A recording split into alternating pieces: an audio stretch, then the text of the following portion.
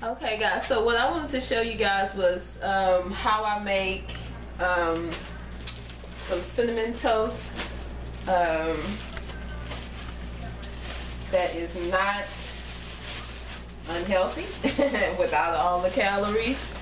And so what I do is I use the whole grain bread. Now you can use butter if you want to. I do flexible dieting, so it's like if it fits my macros. So if you have fat grams left over, then you can definitely use butter with this, but I don't want to waste my fat on some toast, so I use the I can't believe it's not butter, some cinnamon, and some sweetener, no calorie sweetener. So the first thing I do is I just spray the bread. And I just coat it real good because I wanted to have some kind of buttery taste to it. So, yeah. And then I go ahead and I put the sweetener on there. I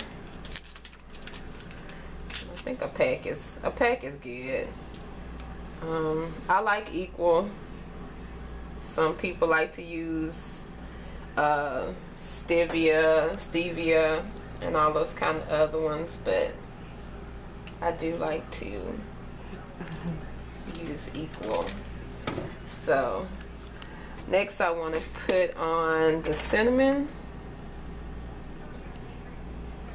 and you can be as generous as you want with this. I mean, that's up to you what you want to, how much you want to put on. And then I just put my oven on. I do it about 450 because I like it to do it quick. Just sit it on the rack and let it bake, and that's it. It's like buttery, and it got the cinnamon on there. And I also added some of the I did an egg white, and 2 ounces of turkey, and then I have a Yoplait light on the side. So this is breakfast for me. That's not what it always looks like, but that's the good thing about flexible dieting, is because you can eat different things. You don't have to eat the same stuff every day, and that makes me happy, you know. And that's why some of these diets out here really don't work, because they're so restrictive on the things that you can eat, or you feel like you only have to eat, you know, certain foods or a certain way, and that's just not the case. Number one, you have to learn how to make healthy food taste good, so that means you have to try new things. You also need to understand that it's more about portion sizes, and I know you probably heard that 100 times, but it's more about portion sizes than it is about what you eat.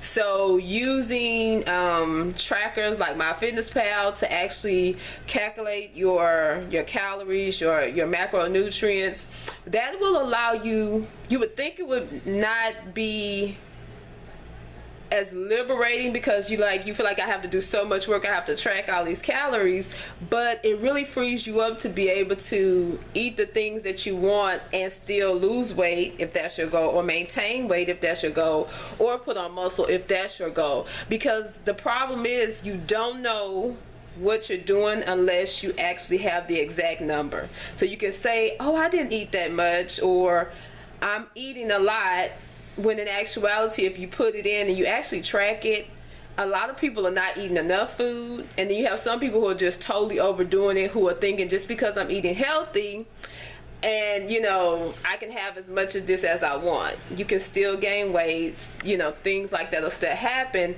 That's why tracking is so important.